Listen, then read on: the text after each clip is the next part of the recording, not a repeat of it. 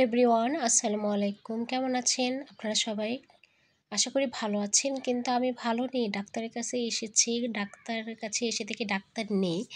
তো ১ ঘন্টা পরে আসবে, কি করব? তাই হসপিটাল থেকে বের হয়ে দেখেছি যে সামনে একটা গার্ডেনিং আছে, তো ওইখানে চলে গেলাম। কত সুন্দর সুন্দর ফুলগুলা দেখতেই পাচ্ছেন। এই গাছটাকে কত সুন্দর করে ওরা কাজ করে নিজের হাতে ডিজাইন করে কত সুন্দর করে গাছটাকে ফুটিয়েছে। অনেক সুন্দর লাগছিল বাস্তবে, অনেক সুন্দর। ঠিক তাই না? এখানে আরও অনেক সুন্দর সুন্দর ইউনিক কিছু ফুলের গাছ রয়েছে। তারপরে এখানে ছোট ছোট সূর্যমুখী ফুলগুলো ভালো লাগছিল। রাতের বেলায় সবগুলো ফুল একদম ফুটে রয়েছে। এখানে রাস্তার পাশে ফুল রাখার জন্য ফুলদানির স্ট্যান্ড রাখা ছিল। যার যেটা মন চায় সেই অনুযায়ী কিনে নেবে। অনেক সুন্দর ডিজাইনগুলো। ঠিক তাই না? কি করব, ১ ঘন্টা রাস্তায় ঘুরছি, ডক্টর আসে নাই। তারপর এখানে ২,৫০০ টাকা দিয়ে দেখছেন ক্যাকটাস গাছগুলো কত সুন্দর লাগছে। ঠিক তাই না? সারাদিন ঘরে বসে থাকি, একটু সবুজ প্রকৃতির মাঝে গেলে মনটাকে অনেক ভালো লাগে, সতেজ লাগে। এই যে এই গাছটার দাম হচ্ছে ১,০০০ টাকা। ৩৫০ টাকারও গাছ রয়েছে। এখানে এক একটার প্রাইস এক এক রকম। মন চাচ্ছিল যে সবগুলো গাছ নিয়ে চলে আসি, কিন্তু কিছু করার নেই। শুধু দেখতেই ছিলাম যে গাছগুলো কত সুন্দর। এখানে আর্টিফিশিয়াল চড়ুই পাখি না বাবুই পাখির বাসা বানিয়েছে। বাবুই পাখির বাসা অনেক সুন্দর লাগছিল। কি সুন্দর করে ঝুলছিল পাখির বাসাগুলো। একদম মনে হচ্ছে যে একদম রিয়েল। তারপর কি করব, অফেলের সামনে গিয়ে একটু ভিডিও করছিলাম। ১ ঘন্টা তো আমার পার করতে হবে, তাই না? আমার কানে অনেক সমস্যা হয়েছে, তাই কানের ডক্টর দেখানোর জন্য হসপিটালে গিয়েছি।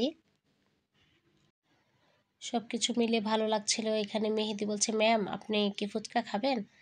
আমি বলেছি যে না। তারপর ওর জন্য নিয়েছিল একটা, ওর থেকে নিয়েছিলাম। খেয়ে দেখি যে ভালোই লাগছিল মোটামুটি।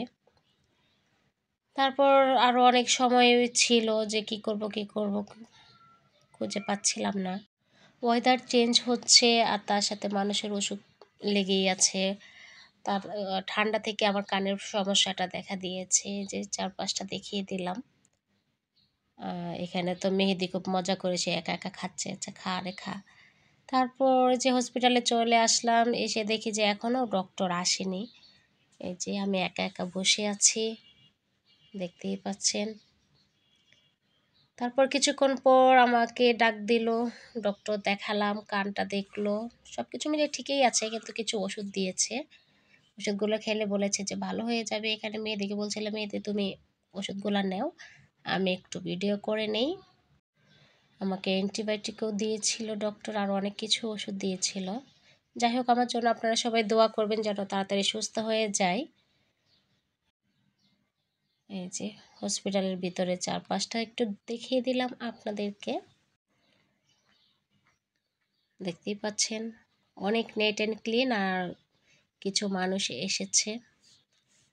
এই তো এখন বের হয়ে যাব হসপিটাল থেকে।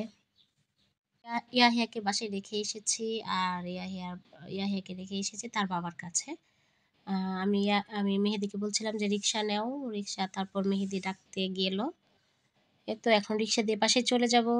আসার আগেই ইয়াহিয়া আমাকে বলেছিল তার জন্য বেলুন কিনে নিয়ে যাওয়ার জন্য। তাই তো বেলুন কিনে নিলাম। রাস্তার পাশে একটা ছোট বাচ্চা বলছিল যে ম্যাম আপনি কি বেলুন নিতে চান? আমি বলেছি হ্যাঁ। হঠাৎ করে মনে পড়ে গেল যে না, ইয়াহিয়া তো আমাকে বলেছিল যে বেলুনের কথা। এই যে ছোট্ট একটা বেলুন পেয়ে আমার ছেলে মহা খুশি হয়ে গিয়েছিল। যাই হোক, আজ তাহলে এই পর্যন্ত। আল্লাহ হাফিজ।